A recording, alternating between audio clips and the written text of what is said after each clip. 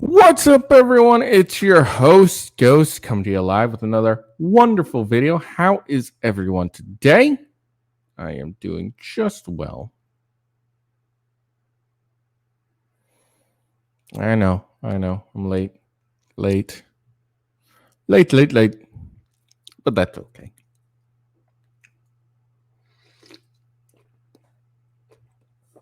Oh, yeah, that's good. Oh, man. All right, just woke up. You're doing good today. How is everyone?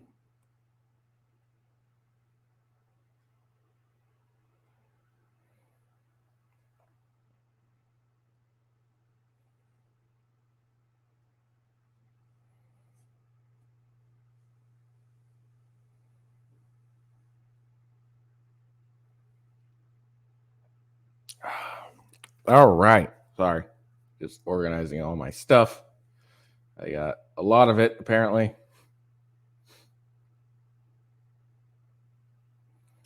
We should have a good show today. Good show. Lots of stuff to talk about today. Lots of stuff to talk about. Um,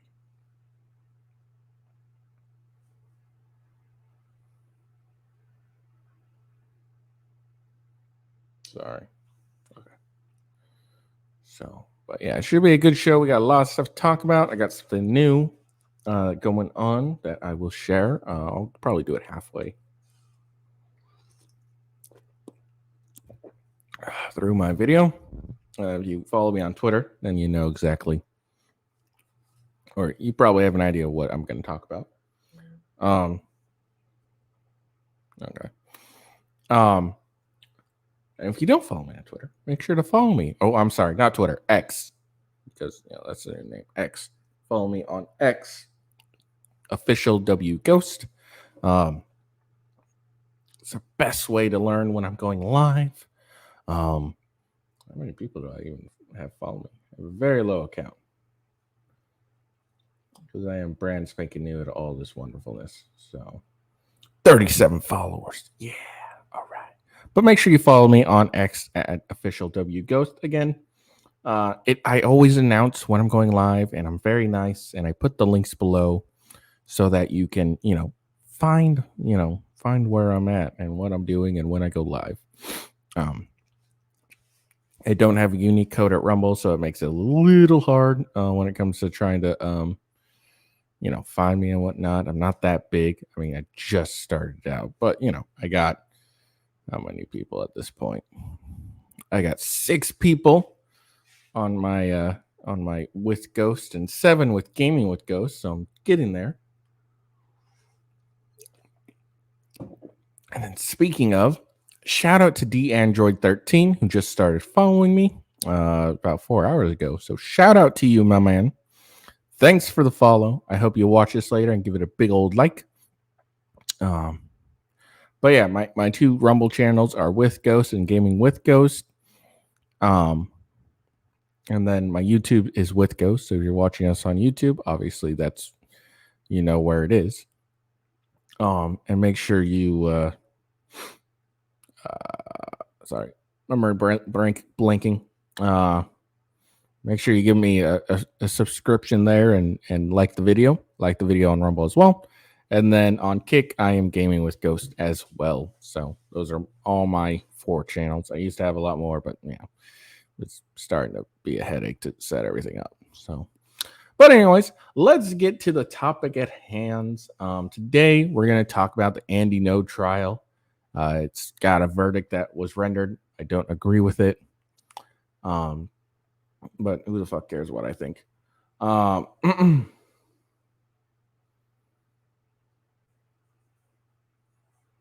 I thought I had one more on this whole thing. Hold on.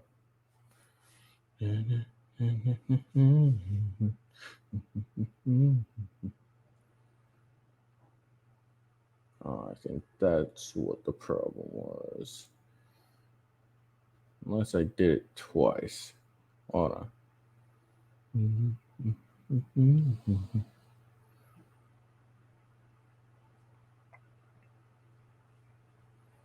There we go. I knew I had one more of that. All right. Anyway, sorry. But yeah, the Andy No trial. We got updates. A verdict was rendered. I don't agree, but we'll look into it. The reporter, who is Andy No's coworker, colleague, worker B, he's senior editor, so I guess she's going to be under him. She was threatened and harassed, and then her car broken into. We'll look at that. Her name is Katie Daviscourt.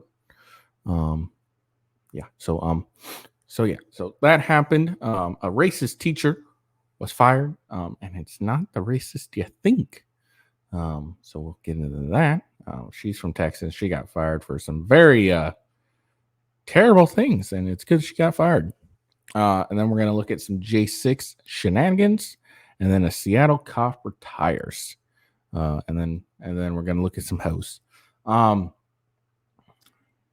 Debating whether I might do the Jan 6 later, maybe do a whole show on it tomorrow. But we will see. I got a little bit of extra time today. Not really, but I'm just not going to go to the gym this morning. I'm going to go back to bed because I got to do something at work that causes me to go in early, and I might go and work out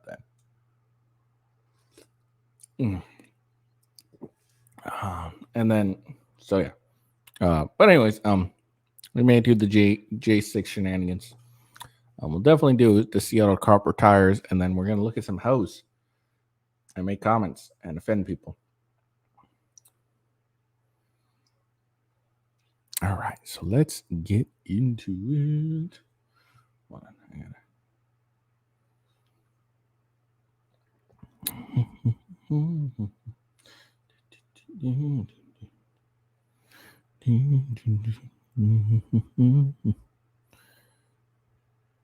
All right, so now, like I said, this is old, not really old. It's from yesterday, but the trial has rendered a verdict. We'll get into that probably in the next topic. Yeah, the next subject of this whole thing. So we'll get into it then. So we're gonna go kind of chronologically, and that's so breaking. Alleged Antifa attacker John Hacker testifies in tears during Andy No's trial. Confesses to attack, admits to working with journalist Sergio Olmos. Now this is John. What's it? Hacker. This is one ugly motherfucker. I don't know what happened to him. I'm just gonna Google this song because I keep seeing his ugly fucking face, and this is one ugly motherfucker.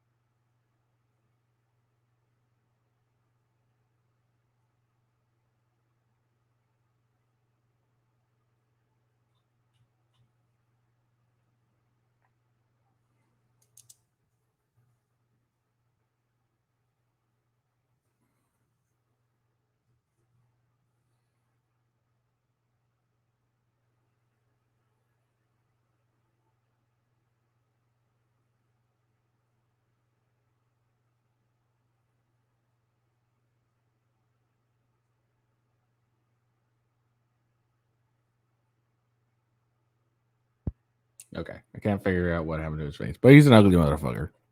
Some maybe something fucked up happened to his face. Maybe not. I don't know. Maybe that's all surgery. I don't fucking know. Alleged Antifa affiliated defendant John Colin Hacker testified on Monday in journalist Andy No's civil trial against Rose City Antifa and confessed to alleged crimes levied against him in the complaint. This testimony came as Judge Sinalapasi issued new court orders that ban the public and non-credential press credential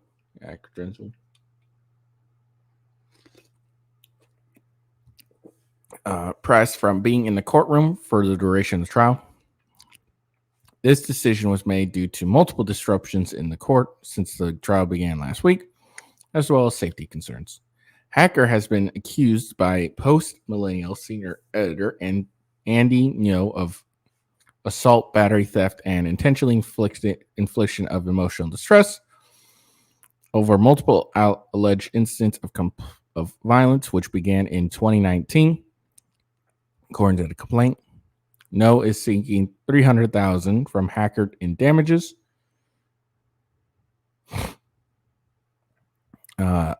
Defendant Hacker, who is try to get that way. Yeah. Just make sure nothing's playing in the background that has the volume. Sorry. Just realized that might be annoying. I don't think so. But just in case, we're just gonna make sure, because I realize that might be an issue. All right. Oh, my fucking jaw's clicking. All right, sorry. Defendant Hacker, who is allegedly one of Antifa's doxers, like defendant Elizabeth Reed Richter, who is also named in the complaint, testified that he is Portland-based social justice activist and citizen journalist who has a special skill set at identifying people dressed in covert attire, such as Black Bloc, which is Antifa's militant uniform.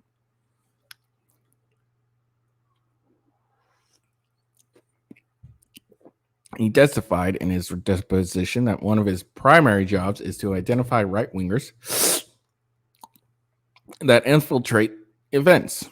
Hacker has been accused of approaching and identifying No during an action which led to a series of physical beatings carried out by Antifa militants until No sought refuge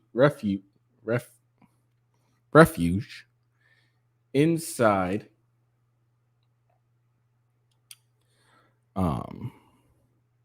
the Nines Hotel in downtown Portland on May 28, 2021, according to the complaint. No testified last week that he was wearing black attire to conceal his identity due to safety concerns while reporting on events organized by Rose City Antifa when he was approached by defendant Hacker.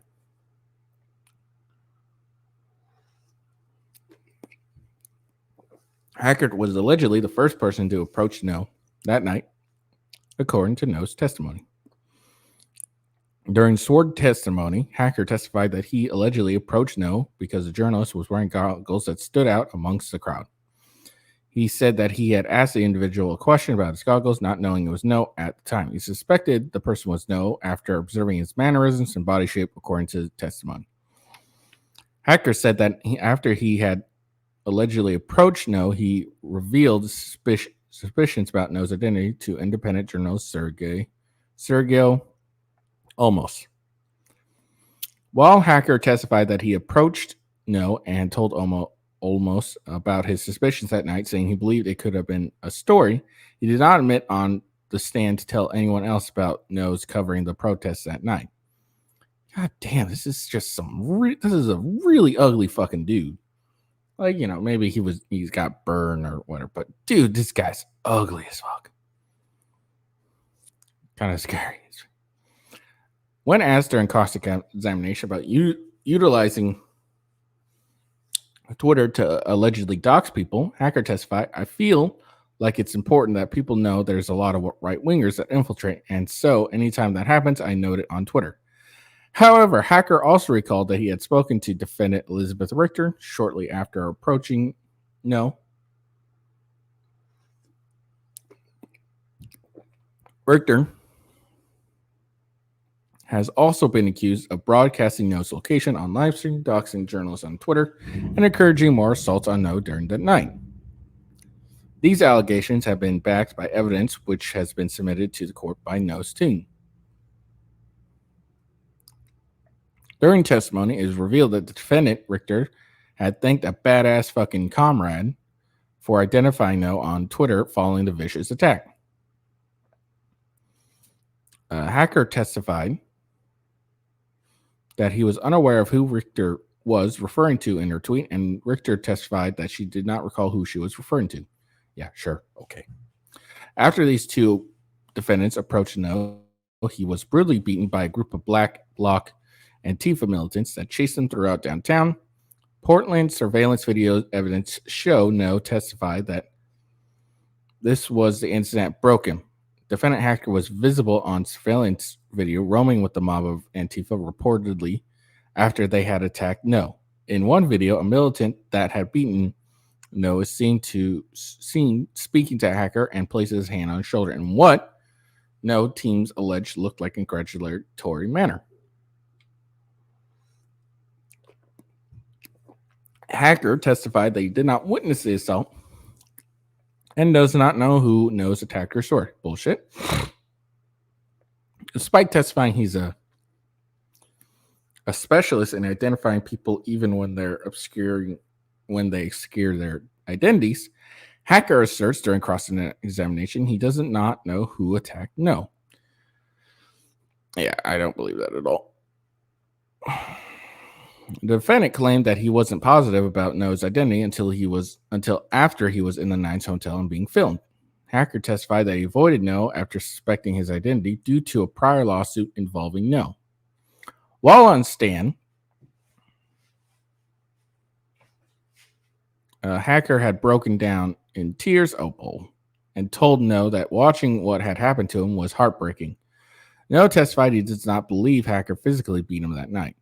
No's team is suggesting that defendant Hacker and Richter know the identities of Andy No's attackers and are allegedly covering for them, which is preventing No from receiving justice and could embolden them to carry out more attacks knowing they won't be held accountable. Yeah, absolutely. I mean, look, if you don't think for a second that these fuckers know exactly who attacked this, No, you're an idiot. Let's be just 100% clear. You're a fucking idiot. They know 100% who attacked them. And look, props to them for not giving up their whatever conspirators, whatever buddies, whatever. But you know, I mean, it's not really on them to identify anyone. It's on the court to find these people. Anyways, look. I just want to be clear. This is the post millennial. Post millennial is generally how it's referred to. Both Katie Daviscourt and Andy No both work for this, so it's probably a more than likely good chance that this is going to be heavily biased. And it is what it is. And that's okay. I mean, they should be biased. This was one of their people that got attacked. Like, of course they should be biased. But this is why, I don't think this was televised. I didn't see any showing that was televised or anything like that. So, I may be wrong about this. But this is why courts need to be televised, to all.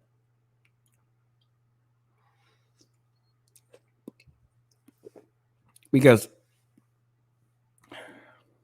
we're not hearing, when it comes to written words, we're not hearing a person's tone and their believability. You don't I think humans inherently know when they're being bullshitted. Some people are better at it than others, knowing when someone's bullshitting people. Other people are worse at it. Sorry. There we go.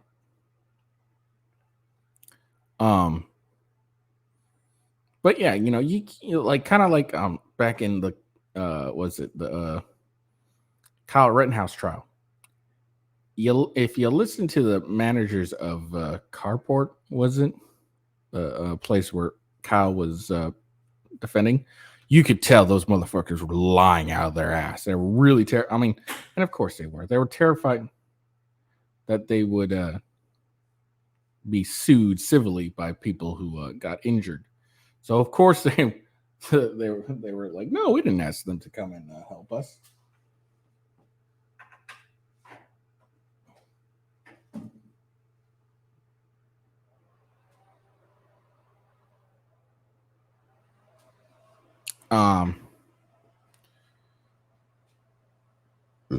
Sorry.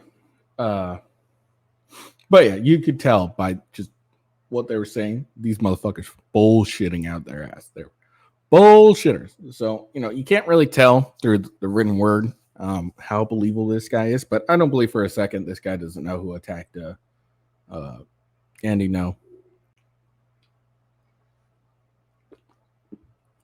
I wouldn't be surprised if they had been in the courtroom during this whole trial before the judge ordered everyone out besides the press.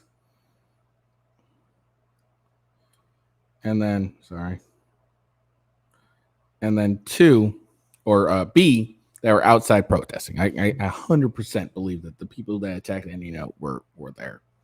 And I'm willing to bet that Hacker and Richter know who they are. I'm sure they get together and circle jerk about it all the time. When asked about Rose City Antifa, Hacker testified that they obviously have a website and that there is some type of organization or collaboration, but he's not familiar with how they work. Bullshit! He also testified that he has communicated with people in Black Bloc on occasion. Okay, all right.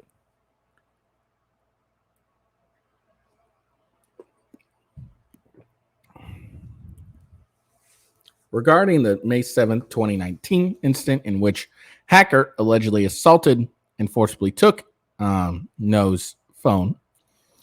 During unprovoked altercation at the gym, Hacker admitted to this guy's never. What?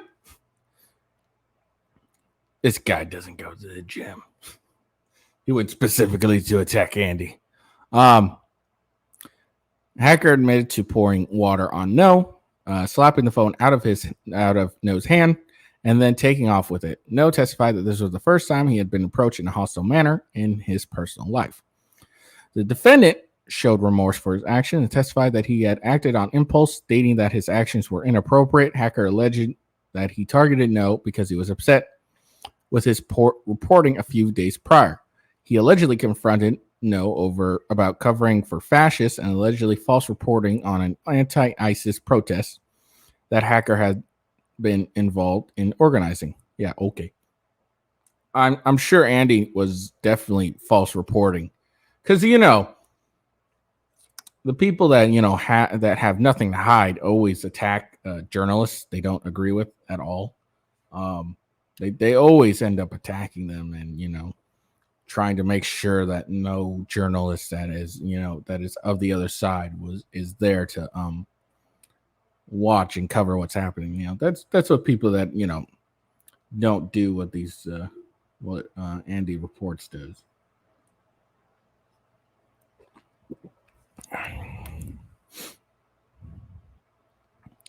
A Hacker claimed that when he saw Andy at the gym, I was like, fuck this guy, and poured water on him. Hacker explained that was not an appropriate way to address my irritation, and had he not done that, they could probably have had a regular conversation. Yeah, you probably could have. I don't know Andy personally, of course, but I just assume the guy's someone you could talk to and air your grievances with, and if you don't lay a hand on him, he'll probably have a conversation with you. And this kind of should show that this guy has a tendency to go with his emotion. He's an emotional man. He's a weak guy. Sorry, not Andy. This guy, he's an emotional man. He's a weak guy. Can't handle his emotions. So he, instead of controlling them and being a grown ass man, he just wants to attack people. That's what happens when you're an emotional man, people. When asked if he's a member of Antifa, Hacker testified that he's an anti-fascist, but does not associate with the phrase Antifa because it is used to discredit left-wing protesters. Really? I wonder why. Because it's not like you guys want to prevent people from video recording you, and you don't attack people, and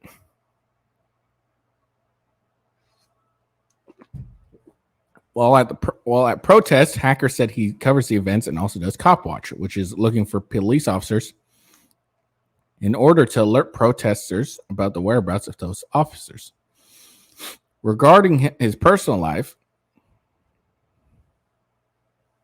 Hacker told a story of triumph in which he has overcome addiction after becoming addicted to opiates after he received third-degree burns to 79% of his body. Okay, so that's what happened to his fucked up face.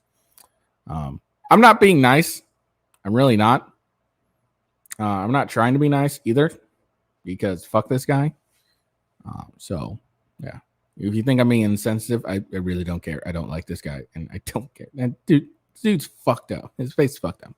He overcame his addiction in 2007, got an associate's degree, which led to him becoming an addiction counselor. He later obtained a BAS in public health and then a master's degree in criminology and criminal justice. However, he did not pursue a career in this field and is now a stay-at-home dad instead. Wow, weak. This guy is weak. No wonder he goes out and attacks innocent, skinny, friggin' Asian guys. Defendant Hacker apologized to No and teared up on the stand when he mentioned No's testimony, revealing that he had to flee the country to start a new life abroad over safety concerns and is unable to take care of his elderly parents because of it. Hacker said it hits home because he is unable to right his wrongs with his father before he passed. Joseph Christian Evans, a 39-year-old Oregon man with an extensive... Fuck this guy. He doesn't feel anything for Andy No. Look, I will believe this. If Hacker never, ever identifies No again at an Antifa, because I know I'm willing to bet No is going to cover another Antifa event. But I don't believe for a second this guy feels bad. But again, I couldn't watch this. I'm just reading this. If I could watch it, I'd probably have a better sense of whether I believe this guy or not. Anyways, Joseph Christian Evans, a 39-year-old Oregon man with extensive criminal history and several counseling, who was also named in the complaint, arrived at the courthouse on Monday despite being found in default by the court, which excluded him from the civil jury trial. Evans had been accused of violently beating No in June 2019 when No was attacked by Antifa militants with projectiles and milkshakes. According to No's civil complaint, he was also punched, kicked, struck in the head and face with plywood edge designed placards and carbon hardened tactical gloves. No was hospitalized for a brain bleed over the assault. Evans was recorded on video on the same day bashing a man on the head behind using a weapon. On July 14th, the court in Multnomah County granted an order of default against defendant Evans, Madison Lee, and Corby Catherine Belia in No's lawsuit. The judge will likely decide the damage after the main trial. All right, so at the very least, Noah's going to get some money from these fuckers. In December 2022, Evans changed his legal name to Seneca Overkill's shot deputy. What the fuck?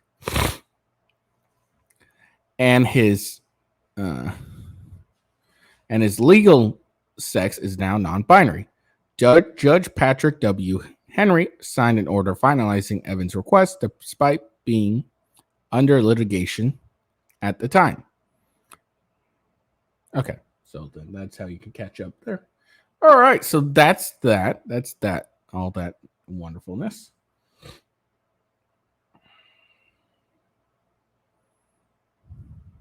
So we'll go and move on to this. So, like I said yesterday, Andy No's trial is over. The jury finds that Antifa militants not liable in Andy No attack.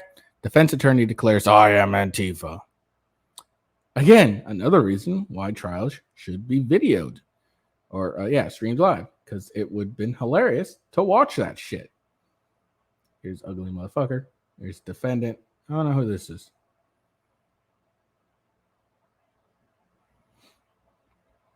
All right. Jury has reached a verdict in the trial of investigative journalist Andy No versus Rose City Antifa and its alleged affiliated members, in which they found both defendants, John Colin Hacker and Elizabeth Reed Richter, not liable. I'm assuming this is Richter, but I could be wrong. Not liable in the civil case brought against them. This is just background.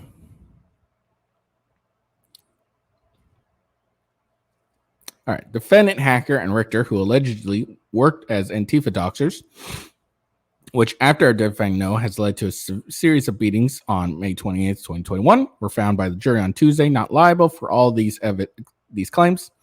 Evidence provided during trial, along with testimony given by defendants, assert No's claim in the complaint. Again,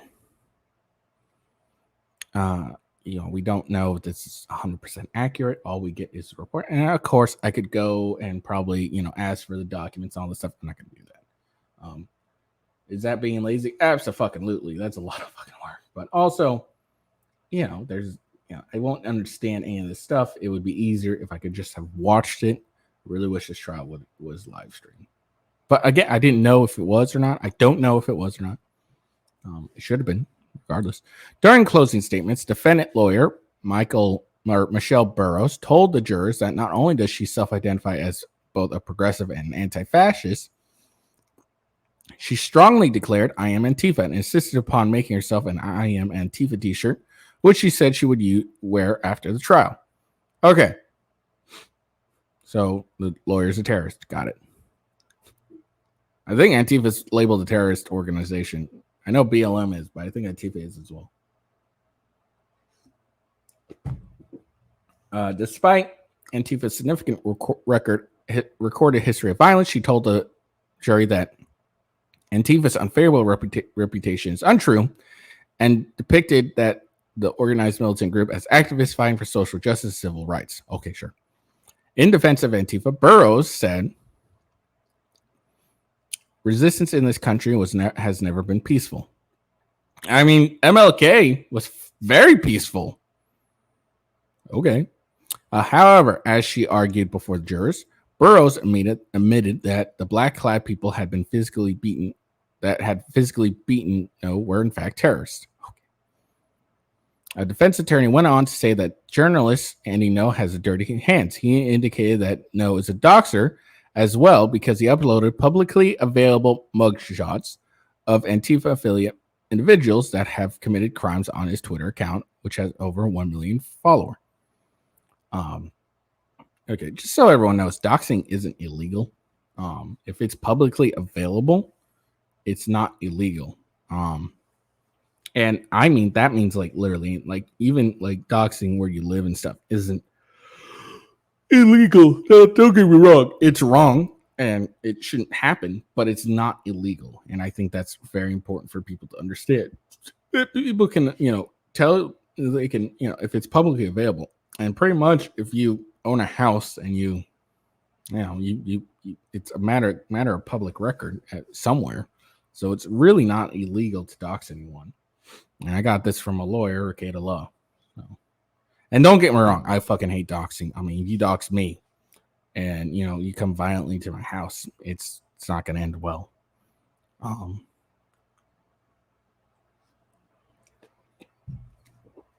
But, yeah.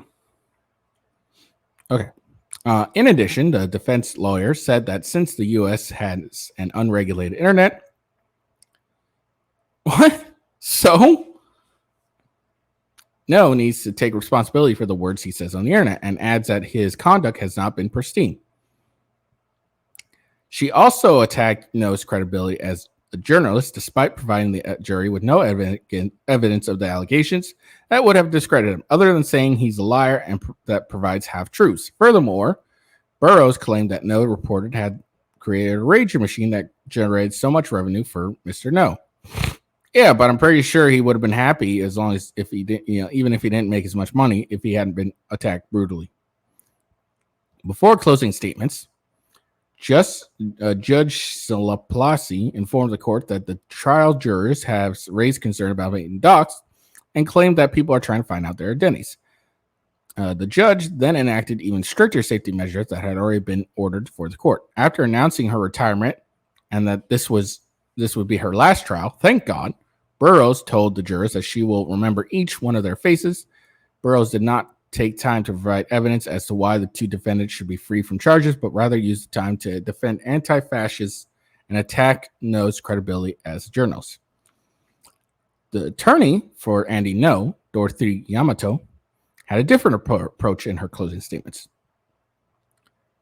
Yamato went through each charge levied against defendants Hacker and Richter and provided the jury with substantial evidence relating to each charge and why the defendant should receive each charge pertaining to assault, battery, and intention infliction of emotional distress.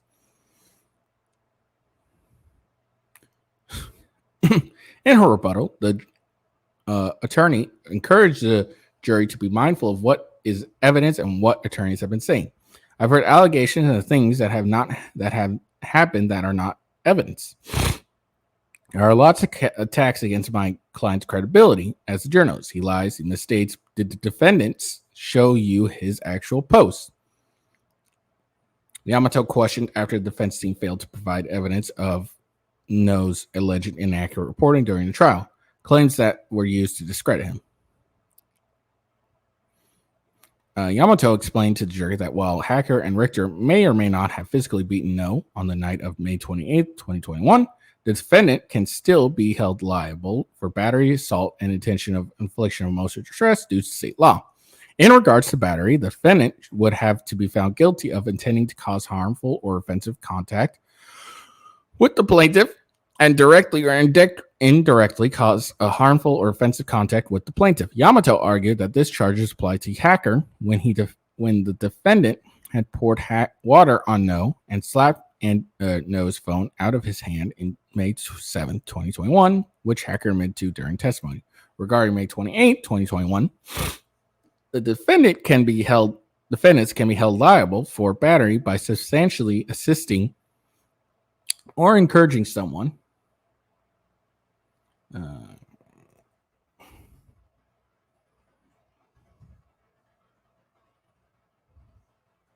to commit battery. The evidence provided was Richter and Hacker identifying No, which led to him being physically beaten.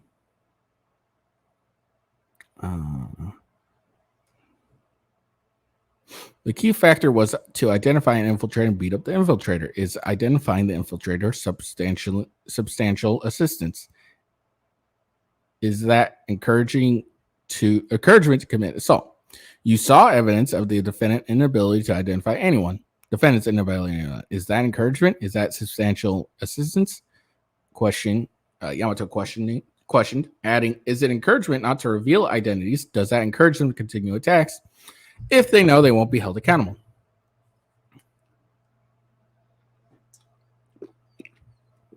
Yamato provided evidence to the jury that was shown during trial in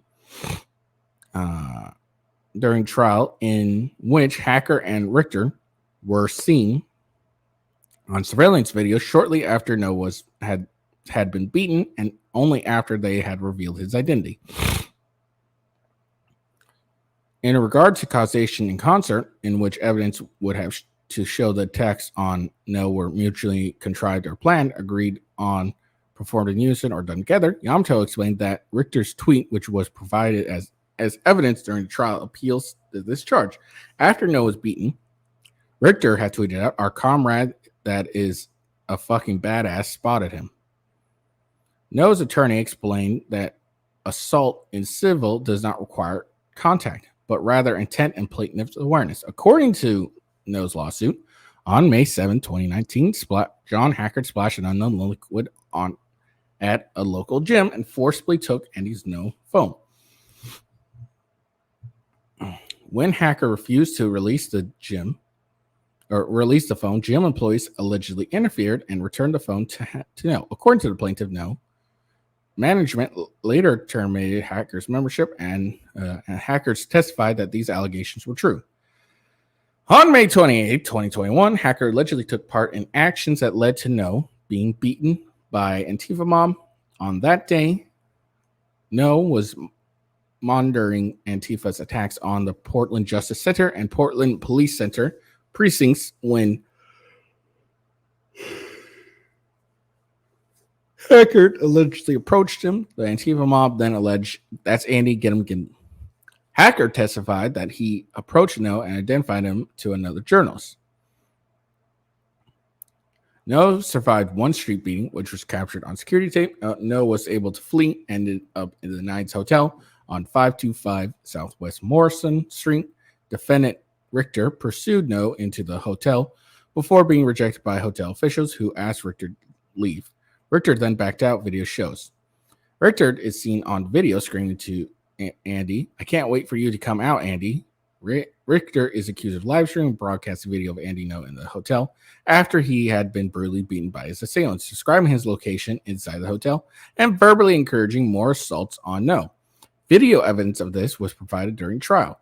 While defendants Hacker and Richter were not found liable by the jury, No's complaint included 4 other Antifa members who have been found in default, and their damage will be decided by Judge Silopassi after the main trial. All right. Whew. So, one, very clear. This is wrong. Now I'm just going based on the evidence of, again, the post-millennial. They could be extremely biased in this and not render a very truthful thing. That is 100% possible.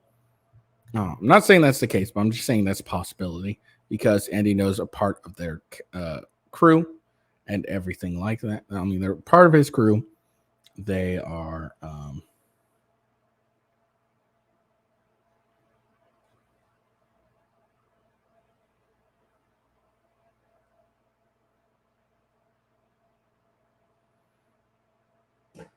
sorry.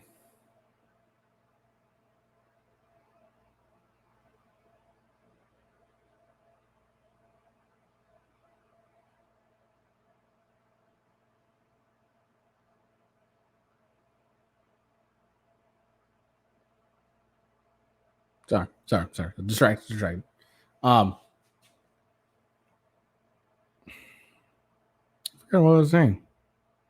Oh yeah. So this could be a very, very biased place or a news source, but just going off of what they said, it's obvious this should have been and again, this is why all trials, regardless civil whatever, should be televised so we know what the facts are.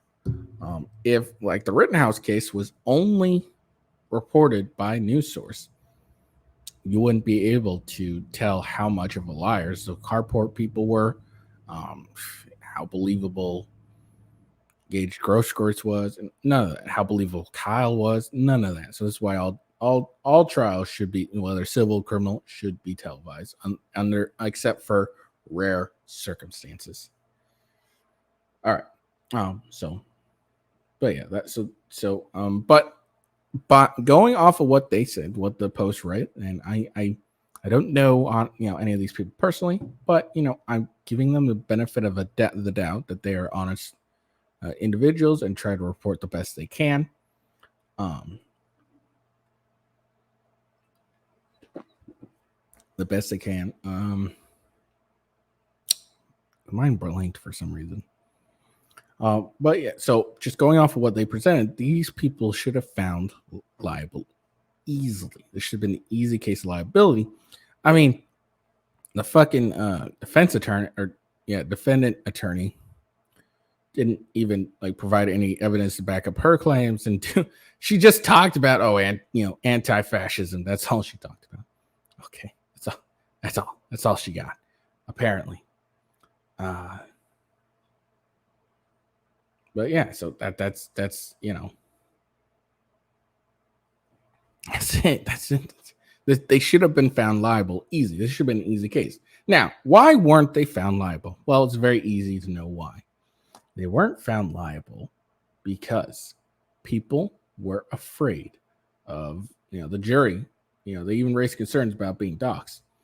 But I guaranteed they were also extremely afraid of not only being doxxed again, but also being doxxed, not being doxxed, but they basically were in fear for their lives. They were afraid if they rendered a verdict of guilty or liable, whatever, that Antifa, who we've seen don't really get punished for what they do, And let's be honest, they don't really get punished for what they do.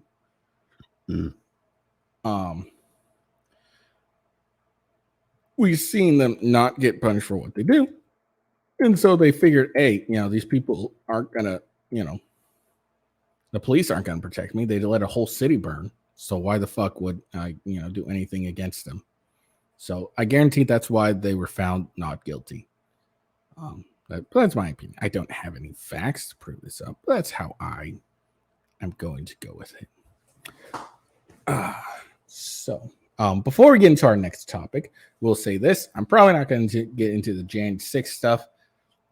I think I'll do a whole show on it tomorrow, mainly because I'm nearly at an hour, and I only got through the first thing I was going to talk about. So we won't get into the J6 stuff. We'll do it tomorrow. But first, before I go on any further, I want to talk about something. I am now an affiliate with coffee, a very important coffee group. And that coffee is Coffee Brand Coffee. That is what I am drinking right now. I am drinking their delicious French toast roast. I know, right? French toast roast? What the hell? No, that is exactly what I'm doing. Why can't I find it? Oh, I'm going to be very upset if they don't have it anymore. Doesn't look like they have it anymore. Those bastards. This one was delicious. Let's see. Hold on. Just trying to see if they have it. They don't. Wait, hold on. I'm going to be very upset if they don't have it anymore. Okay. No, there's more. There's more. Oh, thank God. Okay, hold on. Okay, French toast flavored coffee. That's what they have. It's a medium roast. That is what I'm currently drinking. It is delicious. All right. Now, I am not a coffee aficionado. I can't tell you, I'm not like a wine guy who's like, oh, there's, this flavor. But I can tell you the Coffee Brand Coffee is one of the more delicious coffees I've ever had. I have had it for a while now, actually.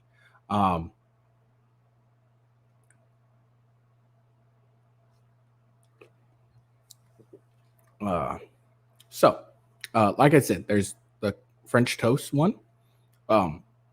That is, so far my favorite. Now, I will be honest. I haven't had every single one of them. All right. I have not. I have had the dark roast, which was good. My brother particularly enjoyed it. So much so he asked me where I got it and everything. So that's another flavor. There's also bourbon flavored coffee that I have not tried. There's sticky bun, there's s'mores flavored, rocky road, orange creamsicle. There's a variety of flavors. Now there's also standard flavors. There's light roast, medium roast, dark roast, like I said before. There's the caffeinated as well. They also have K-cups. So, if you got those K-pod stuff, they got K-cups. It comes in blueberry cobbler, medium roast, and dark roast. And then there's a really usable K-cup filter that you can purchase. That's awesome. There's tea. There's a variety of teas. There's just so many teas. There's one called gunpowder green tea. How can you not want that? That sounds delicious. I'm not a tea drinker, so I have no idea. But it sounds good, right? There's oolong organic tea, raspberry, apple pie. There's a variety of tea options. And then also there is cocoa. Now, if you're like me, I also like a good cocoa. There is a variety of cocos. Well, there's 3, so I wouldn't call it variety, but there's velvet cocoa, rich caramel hot cocoa, and marshmallow hot cocoa. So if you like cocoa, there's an option there. It is coming. We're coming into the fall and winter time, the best time to have cocoa. So, there's those options as well. They also have cold brew. I don't drink cold brew, but they have cold brew. And then they even have snacks that you can order. What? A coffee company that has snacks? It's basically nuts and saltwater taffy. They got a couple different variety of nuts. Yeah. Oh, yeah. That's what it looks like. Nuts. But yeah, it's they have so many different blends. And like I said, my favorite is that French toast flavored one. It is really, really good.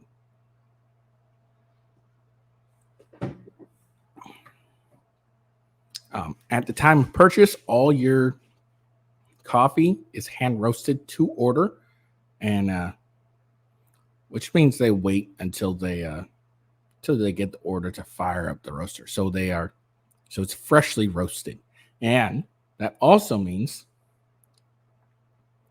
but they also sell beans, so you can grind them yourself and make it all delicious. It's really really good.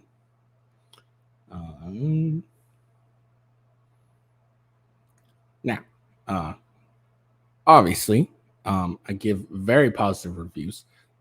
So does everyone else. Nearly 4,000 verified customer reviews, and most of them are 5 out of 5.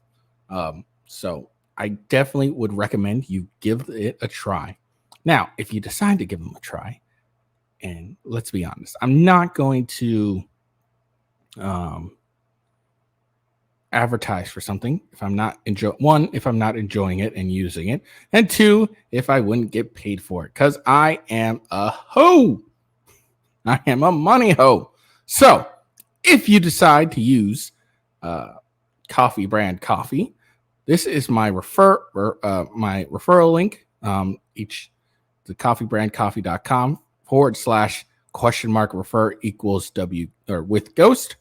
So you can use that and you can get, oh shoot, hold on. I believe it is a 5% discount if you use my code.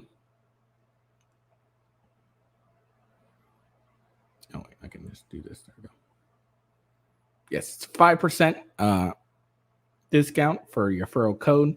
And then if you've already got it, you can use a coupon code for 5% off. And that is with the coupon code GHOST. Use that code and you will be able to get 5% off. Now, if there is a subscription that gives you 10% off, the discount codes do not work for that one, obviously, because it's already 5% off. But if you use my referral link to purchase, I'll still get credit for the sale. So if you want great coffee, I highly recommend, I cannot recommend enough, Coffee Brand Coffee. It is delicious. Now, this isn't a coffee brand mug or anything like that. They do sell mugs. But I've ordered Coffee Brand Coffee for a while now. And, it's far better than a lot of the other coffee companies I've had. And I've had Black Rifle coffee. But I find Coffee Brand Coffee a lot better. So, again, make sure you check, if you really want some good coffee or tea or cocoa or nuts, check out Coffee Brand Coffee. Cheers. All right. I'm done whoring myself out.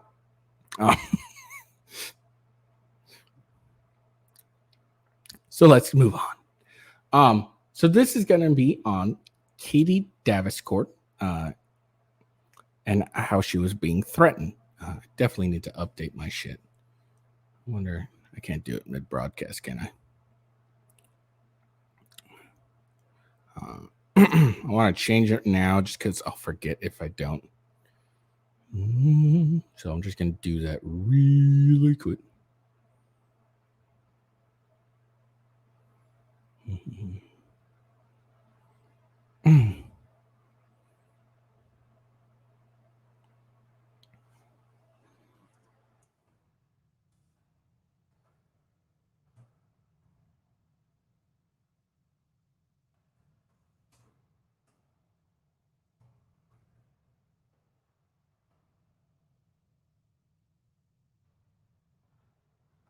Like I said, I will do the Jan 6 shenanigans tomorrow.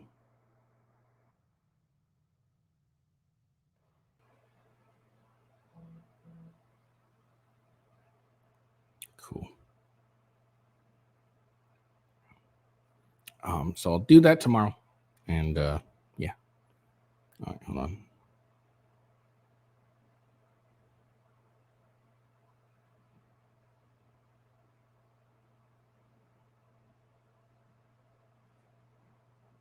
Gotta find my description.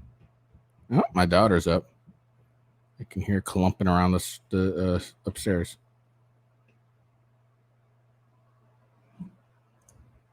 Wonderful. Okay, there we go. All right, cool. Sorry. If I don't do it now, I'll forget. So I do apologize for that quick interruption to our regularly scheduled broadcast. All right. So, so this happened. This happened yesterday as well. Antifa militants threatened post-millennial journalist Katie Daviscourt inside courthouse during Andy No trial. Get in the elevator.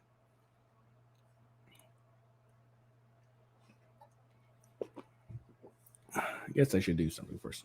Wait, do they? Let me scroll down. Okay, they do. All right. Well, they do. All right. So this is her, Katie Daviscourt. Very lovely lady, it looks like. That was me. I know. This isn't a good picture for her. I'm not going to lie. But, you know, I follow her on Twitter or X. I keep forgetting that it's X now, not Twitter. I follow her on Twitter. She does some good reporting in Seattle and whatnot. So she went down to Portland, Oregon to do the oh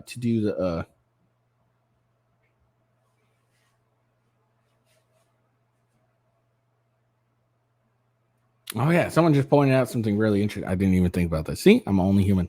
Back to the Andy. No, we're just gonna rewind back. Yeah. So, like I read in the statements, the jury were afraid of doxing. The lawyer said that she was Antifa and that she'd remember their faces. So that's probably another reason why they were like, hey, I don't want to deal with this. All right. So anyways, back to our regularly scheduled broadcast. Okay. I'm going to see if I'd like to see if Katie Daviscourt will come to the show. Probably not. I'm very small. So it would be more surprising if she does. But I think I'll ask her because there's another thing that we're going to talk about I find very terrible for her. Anyways, so she went to the Andy No trial, obviously, because she is, she works at the same company as him and works as and he is a senior editor at that company. So, of course, why wouldn't she? And she has been threatened and harassed the entire time she's been there, basically. And, one, it's probably because, she's on the side of Andy No. Also, she's fairly attractive, and most of the Antifa people are not. So that's probably a combination too. All right, Daviscourt said that she was as waiting for the elevator. Okay, that should be as she was waiting for the. That either should have been while she was waiting at the elevator or as she was waiting for the elevator. Who wrote this? Libby Evans. Terrible reading, or terrible writing. For the elevator when Richter, along with two others, approached her and began to call her names. Shocking. Richter was critical of Davis's reporting on the trial, at which little press was present. Richter called Daviscourt a fascist and a liar. Okay, this should be of. Sorry. I'm not really a grammar Nazi, but apparently I'm turning into one. And a liar. Richter stands accused of being having directed Antifa militants to No's location during a street protest, leading to No being beaten by militants. So this is Richter.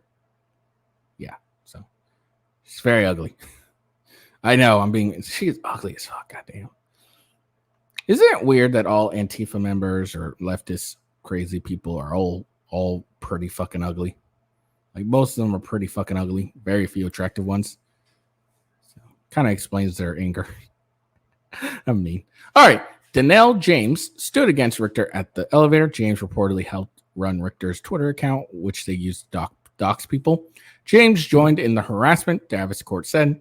As the elevator arrived, they encouraged Daviscourt to get in with them. Get in the elevator with us, they said. Why won't you get in the elevator with us? We want you in there, they told Daviscourt in a threatening tone. Richter, Daviscourt said, gave her a death glare.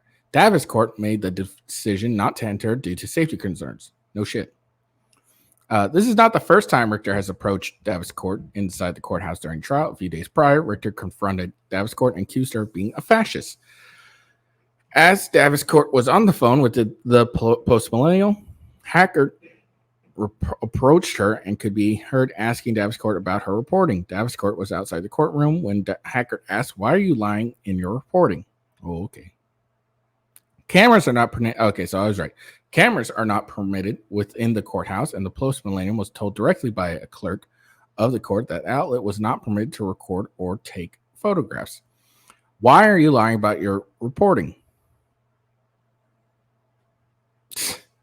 Hacker could be heard to say through the phone. He specifically asked why Daviscourt had reported that Antifa was harassing people at the courthouse, saying that it was only right-wingers who had been harassing people and disrupting this court. That's such bullshit. This despite the fact that one alleged Antifa militant was escorted out of the courtroom, spelled wrong, by 5 sheriffs. I'm sorry. I'm turning into a grammar Nazi watching this.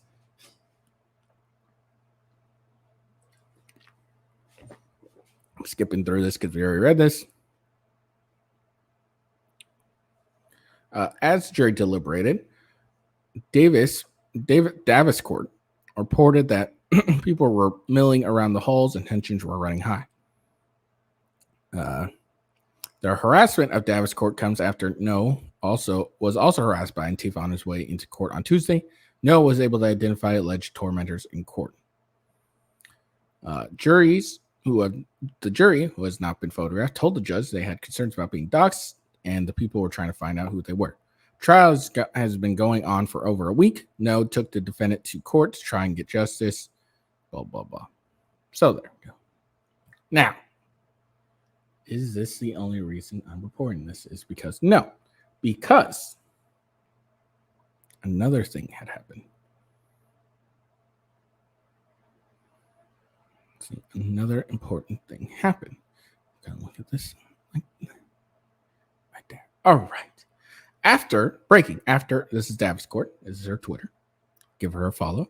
After I left the courthouse where I was reporting on Mr. Andy No's trial against Antifa, I found that my car was broken into by my hotel.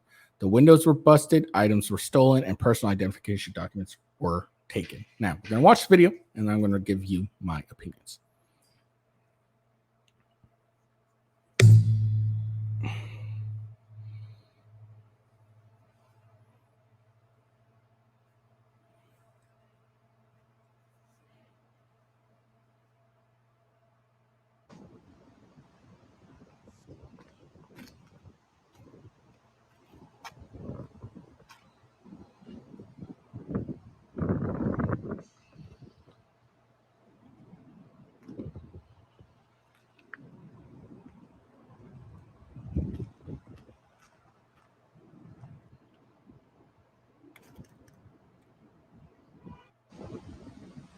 All right. So there you go. I just wasn't sure. I didn't watch it, so I wasn't sure if anyone was going to talk. So, yes, that happened after. Now, here's the thing. Sorry. That really sucks. That really, really, really sucks. And this is what happens when, you deal with Antifa, is they just break your shit. And that really, really sucks for her. Here's the thing. I don't know how her company works, obviously, but there's no way in hell I would bring my own personal vehicle if I was going to report on anything Antifa, because they are known to break into your shit and steal your shit.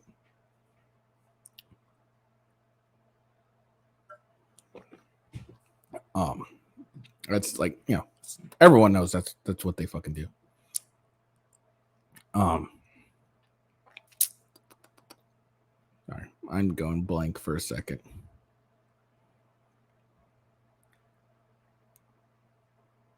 But yeah, everyone knows that's what they do. So there's no way in hell I would bring my personal vehicle anywhere near a city I was going to report in.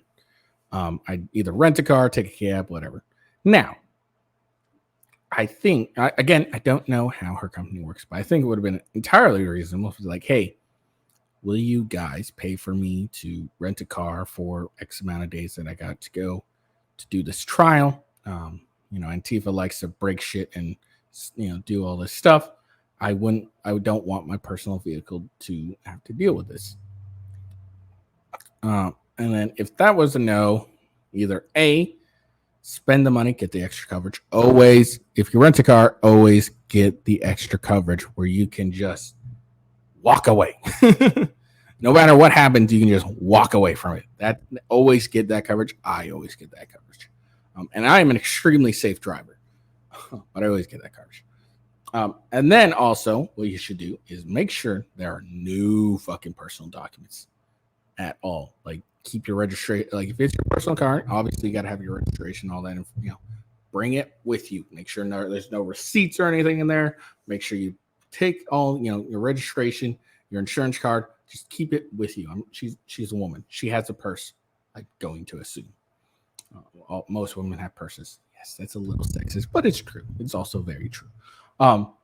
So this was a bad move on her part. She should have either A, not brought her personal vehicle at all, or B, at least ensure to bring her, make sure no identifying documents were taken. So that was a bad move on her part. Now, not blaming her, just saying what she could have done better to avoid this situation. So this really sucks for her, but I'm also not surprised. It is Antifa. I mean, they got nothing better than to do. So there's that. All right, now on to my next topic. The next topic is a racist teacher. Now, I'm sure you're wondering, a racist teacher? What could ever you mean? A racist teacher? You mean a white person is being racist against black people? Wrong! This is a black person being racist against white people. And this is a teacher, a first grade teacher. So let's dive into this. Hello, my one viewer, not viewer. Never mind. Changed your mind. Said, hey, fuck you. All right. So this is from Libs of TikTok. This racist teacher who has made a series of racist anti-white tweets is a first grade teacher in Mesquite. What the fuck? Mesquite, ISD, Texas. Okay. I'm guessing it's a private school. I wonder how her white students feel about her saying she wants to kill white people. Yeah, it's kind of fucking important, huh? Pause. All right. Self-proclaimed black supremacist goes on an unhinged racist tirade after finding out her sister slept with a white man. Oh my God. She vows to destroy the relationship before asking her boyfriend to come and kill him for me. So apparently she has a history of racist tweets. Now, let's be clear here. Change the racist. Make it a white girl and make her sister sleeping with a black guy and saying this shit. This would be all over the news. All over the news. The Libs of TikTok wouldn't be even would be like the last person reporting this. This would be all over the news. So let's see what she says. Her name is looks like her name is Claire Kyle. Woke up to my sister being the biggest disappointment I've ever seen.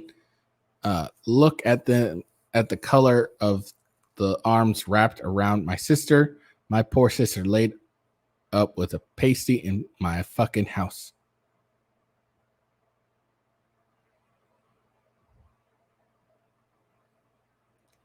Inconsolable.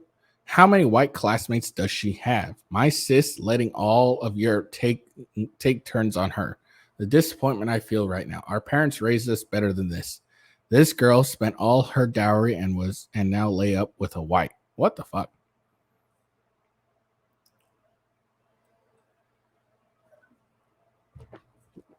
Yes, I guess these are text messages between her and her sister. I'm assuming this is her sister, clearly. Yes, and my classmate Matt is here, just FYI. That's the guy in the black truck? Yep, he white. All of them are. LMAO, it's true.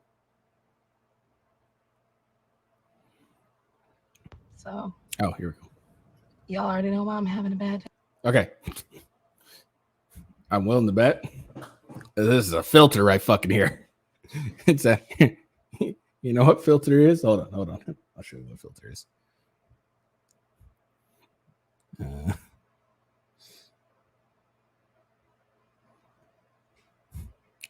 It's this fucking filter right here. Look at it. Look at it. I look just like her. Don't I? I look just like her.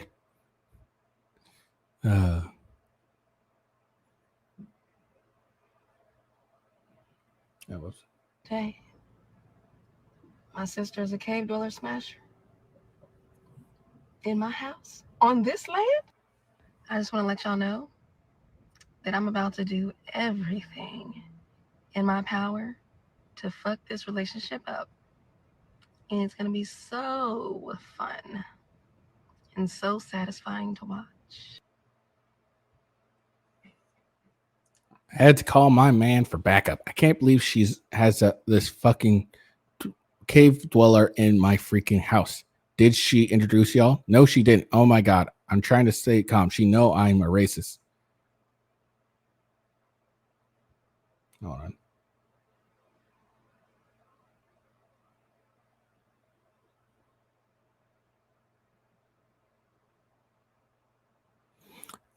LOL, that man looked like a straight up Trump supporter. Come and kill him for me, Dre. I promise I'll help you hide the body. Bring all 4 of your guns. Like, I'm baffled at seeing a white man in my house. I can't believe it. This is supposed to be a Negro only house. I'm so mad right now, but I also don't want to cause a scene and embarrass her. I don't know what to do right now. Again, that's from her Twitter.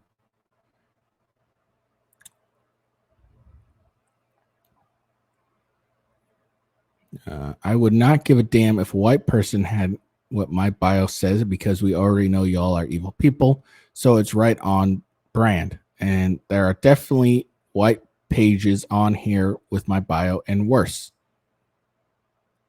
Why shouldn't I hate white people? Why should I show y'all any love at all? Name a big historical moment where white people did anything for black people out of the kindness of y'all heart. I mean, the Civil Rights Act. Those were all white people. They didn't need to do any of that. A white man, a good man, dude, you smoking crack. Today's the first day of school, y'all. Can't wait to see my students. Terrified for your students. Thank God I got me a real one. School for students start on August 7th, but teachers go back on July 31st. Dre, please tell me you see getting your ass ate as gay AF. Oh, okay, that's real soon. That's super gay. That's why I love you. Thank you for being homophobic like I am. You're my soulmate. What the fuck? This chick's weird. Chilling in my class while Twitter thinks. God damn it. All right, chilling in my class while Twitter thinks they can take my safe and secured. Okay.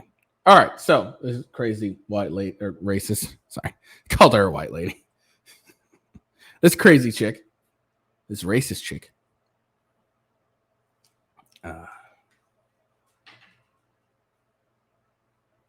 Now, what has happened? Now, normally we'd see this, nothing ever happens. Well, finally, some justice. Breaking. Elementary teacher who made a series of racist anti-white tweets, including wanting to kill someone for being white, has been fired and is not eligible for rehire. This is from Mesquite ISD.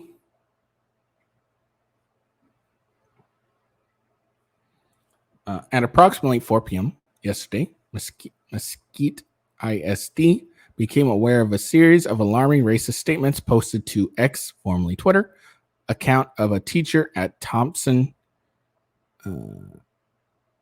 Elementary. Upon learning this situation, our personal staff began an immediate investigation.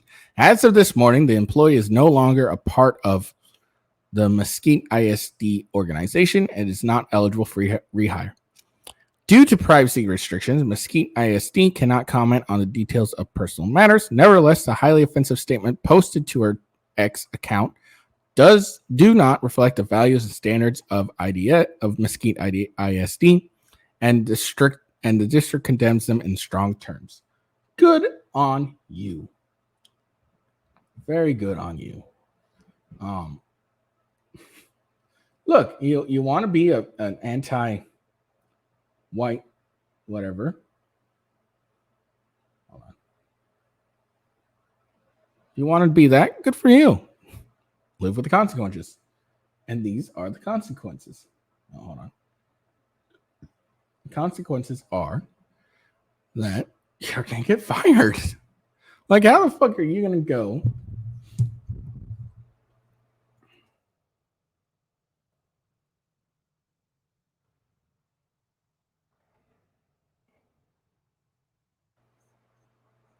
I probably shouldn't. But how the fuck are you going to post this on something public and not expect any backlash? Although, to be fair, I'm willing to bet she's done this before and never's gotten anything come back at her. Oh, she deleted her account.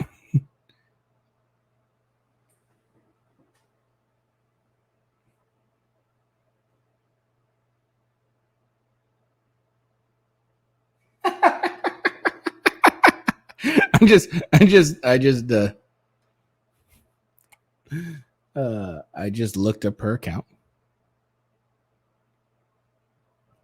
I'll show you. I just looked up her account at the Clara Kyle G. That's exactly what it says here on her Twitter thing. At the Clara Kyle G. The capital T, capital CLAIRE, Kyle G. I looked it up. Looks like she's like, oh shit. Well, can't do this anymore because I got fired. That's fucking hilarious. All right. So, yeah. So, there we go. She done got by her own dumb. Yeah, pretty much her own dumbness.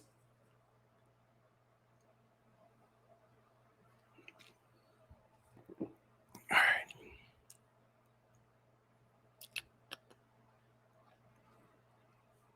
So, Rands, Seattle cop says criminals are running this city in brutal resignation letter. This is our next topic, obviously. Sorry, that was just funny as hell. That she deleted her Twitter. She's like, oh, fuck. Actually, before I forget, I need to start doing this a lot better.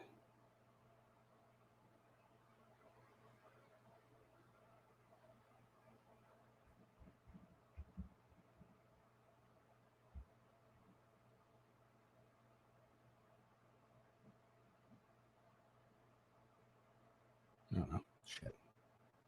Hold on.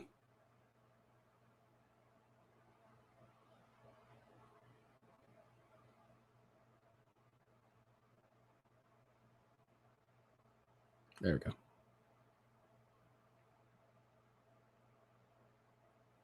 Cool. All right. So, there. Just retweeted all that stuff.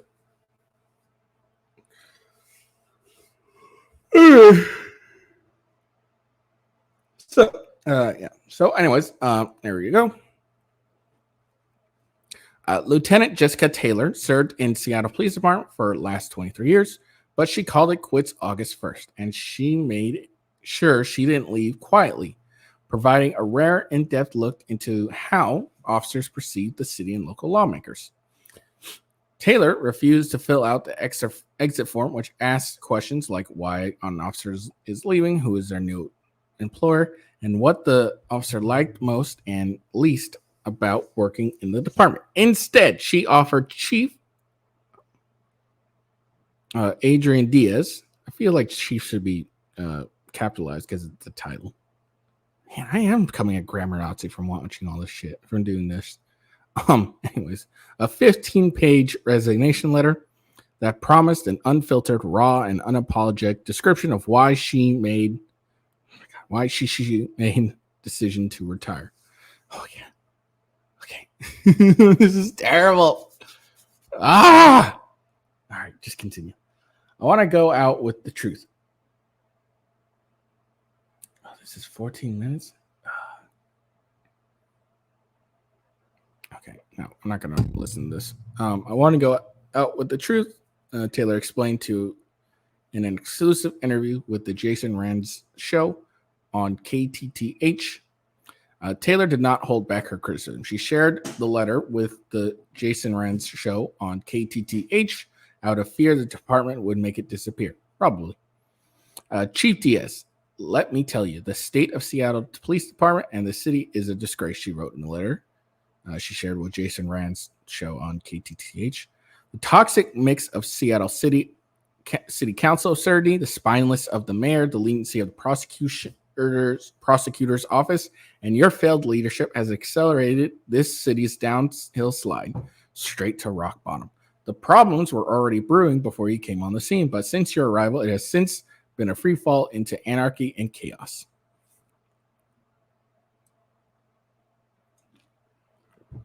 Taylor called out the city council members because they lost touch with reality, making decisions that defy common sense and basic logic. Yeah.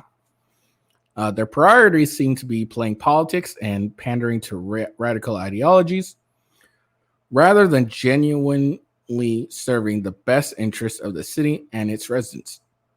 Their absurd policies have turned Seattle into a playground for anarchists and criminals, and they have seemed completely unconcerned with the devastating consequences of their actions. If you haven't noticed, the criminals are running the city. Taylor then took on Mayor Bryce Harrell. She said he lacked the courage to take on the council and enforce the law. Instead of taking decisive actions to protect the city and its citizens, the mayor ignores the rampant lawlessness on our city. It is disgraceful to see a city leader prioritize political correctness over the safety and well-being of its people. Aren't you embarrassed? As a nation, national and international outlets have criticized the city's permissive nature towards criminals. Taylor doesn't understand why local leaders seem unwilling to correct the city's trajectory. The now former lieutenant said Seattle is now suffering from a perfect storm of incompetence and chaos. It's no wonder Seattle has become a laughingstock of the nation and the globe. They are laughing at us on the international news. Aren't you embarrassed? I am. It's mortifying. The city that once prided itself on progressiveness and prosperity has now become a hotbed of crime and anarchy. She said the mayor and radical city council care more about pandering to extreme ideologies than actually governing.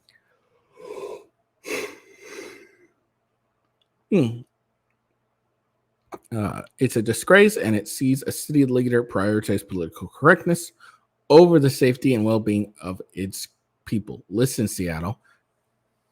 Listen, Seattle deserves better, and it's time for a complete overhaul of leadership that has driven this city and state into the ground.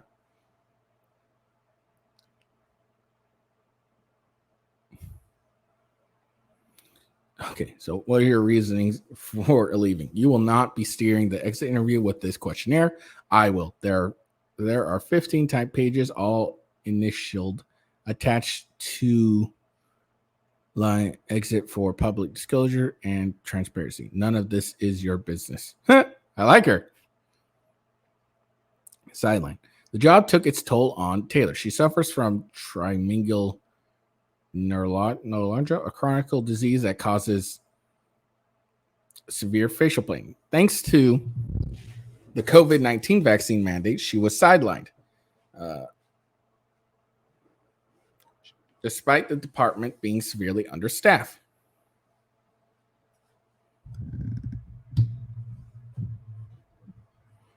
She's otherwise fully vaccinated, but given her condition, didn't want to risk adverse effects.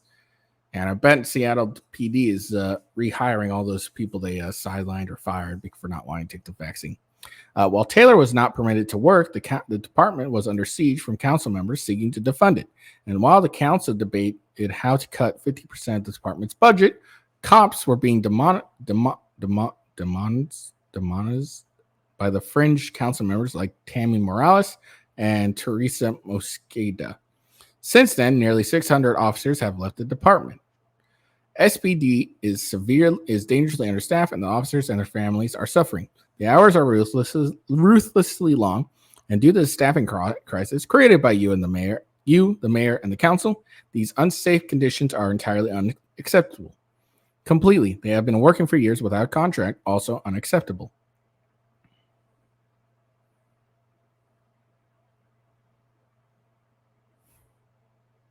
A message for Seattle residents.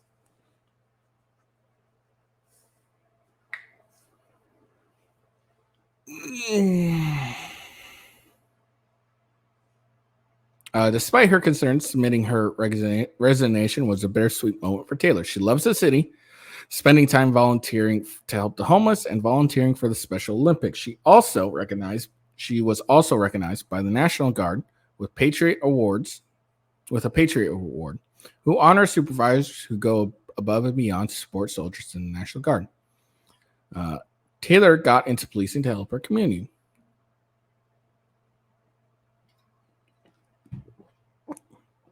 But she feels she wasn't able to anymore. She calls her coworkers incredibly dedicated, brave professionals and exceptional people.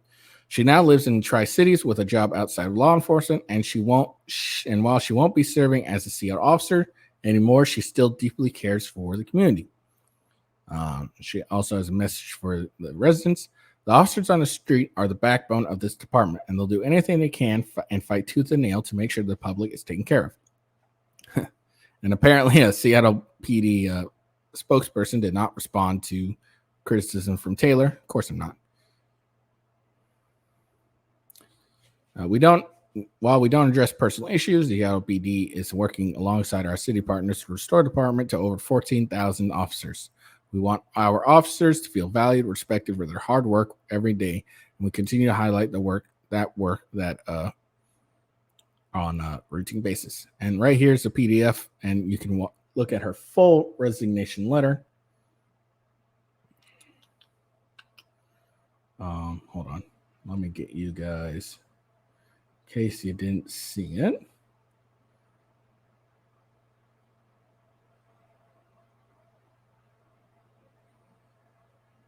Okay.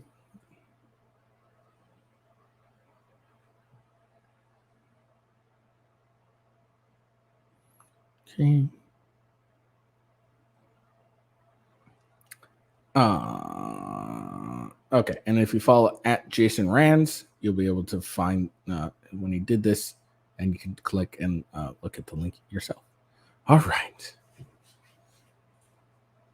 So now we got two more things that we're going to look at and call it a day. All right, we're going to look at some hoes now. So there we go. Can't make a wife into a hoe. Oh, all right. So this is from Camelot, of course. Camelot 331, discount Chris Pratt at Camelot 331. Changing Ferrari money for a used 04 Ford Focus. You buying? All right. So this chick is Lazy 25. Okay, I'm ready to be a stay-at-home mom already. If my future husband could stop hiding, that would be great. She has 2 kids. So she's a single mom who wants to be a stay-at-home mom. Wife or home. Yeah, stay-at-home mom. Shocking. All right, here we go. And then here's this. Okay, no, it doesn't. Okay. So this one's really funny. I'll talk about the other thing in a second. Let me just read this one. All right. Oh, man, this is funny as well. All right, a Cape Town couple, which made headlines a year ago, after a wife had a complicated pregnancy delivery and later gave birth to black twin boys, opens up for the first time. George Venter revealed that his wife did not commit adultery, and there are no need for DNA tests since he believes the twins are his. Now here's why it's funny. Now, I know there are some instances where people have a small amount or some sort of amount of of African blood, and they'll pop up a black baby, even though the both people are white, but someone on one of the side has some African blood, and it skipped a couple hundred generations and etc. Now, the boys are grown up fine. Grown up. We are all fine. And I have said this before, and I'm saying it now. Me and Leah, the wife, we both don't have a black origin in our respective family trees. But with God's will, we conceived black twins. People claim the kids were fathered by a black man. No, let me set the record straight. Leah never and will never cheat on me. The kids are mine, and it's not a medically condition that they're black. This is God's blessing. Woo! This guy is dumb. All right. All right. So let's. I'll get to that one in a second because that one's really fun. So the first chick, Lacey, 25, who's ready to be a stay-at-home mom, already due, and wants her future husband to stop hiding. She has 2 kids. Now, she has, one kid that's white, one kid that's black. Now, it very well could be same father. More likely, it's gonna be the 2 different fathers. I'm just gonna say it's probably 2 different fathers. I'm willing to bet it's 2 different fathers. If I'm wrong and all that, okay, cool. But I'm willing to bet it's 2 different fathers. Just saying. Now, she has 1 or 2. I'm going with 2. All right. Okay. Call me racist, but I think it's 2. I think you think it's 2 too. But you have 2 baby daddies. Okay. 2 baby daddies. And you want some other guy to come in and not only provide for your kids, but provide for you, who, as Camelot aptly explained, charging Ferrari money for a used Ford Focus. Pretty much. She wants a guy to come in, take care of 2 kids that aren't his from 2 different baby daddies, and provide enough for her to be a stay-at-home mom. Look, lady, you don't deserve to any of that. You made some poor decisions, clearly. Not because you have 2 kids and you're not with their fathers. So why should a man have to come in and provide for you for someone who who has kids that aren't his? Like, it's a bad bet to get with a single mom. It's a bad bet because, there's a 70% divorce rate initiated by women. Most guys don't even win paternity cases anyways. Like 90% don't win paternity cases.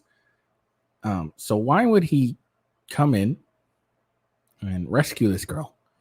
Provide for this girl just for the 70% likelihood that she's going to divorce him, and he's going to build a bond with these 2 kids. And even though there's a 90% rate for guys with their own biological kids, I guarantee it's 100% failure rate for kids that aren't even yours. But you'll build a bond with these kids because that's what happens. So yeah, no, fuck this lady. You stay where you belong, over there, over on the left side. You stay over there. All right, you can't charge Ferrari for a Ford Focus, Ferrari money for a Ford Focus. All right, so that's that. It's dumb. As Fresh and Fit says, single moms are recreational use only. All right, now this couple. Look, this dude's a loser and a simp. Now, how do I know this? Because he says God's will made his kids black. No. A black guy's dick inside your wife made the kids black. It wasn't God's will. I get, unless you interpret God's will as making the black guy appear, your wife being attracted to the black guy, and then subsequently fucking the black guy and getting cummed in, and then birthing 2 black kids. No, those 2 kids are definitely someone else's father. Yes, this look. It would be one thing, of course, absolutely, been one thing if they admitted, yeah, I have black origins, or my wife has black origins. That'd be one thing entirely. I'd be like, oh yeah, no, this is possible. It happens a bunch of times. I remember reading something where these 2 people, they were deeply in love. They get married. She gets pregnant. She pops out a black kid. He gets furious and breaks up with her and gets very angry. And then the grandmother is like, oh no, you're I banged a black guy, and I was pregnant. Then I met your grandfather, who I married, and thank God the kid turned out white. That's what basically happened. That's the basics of the story.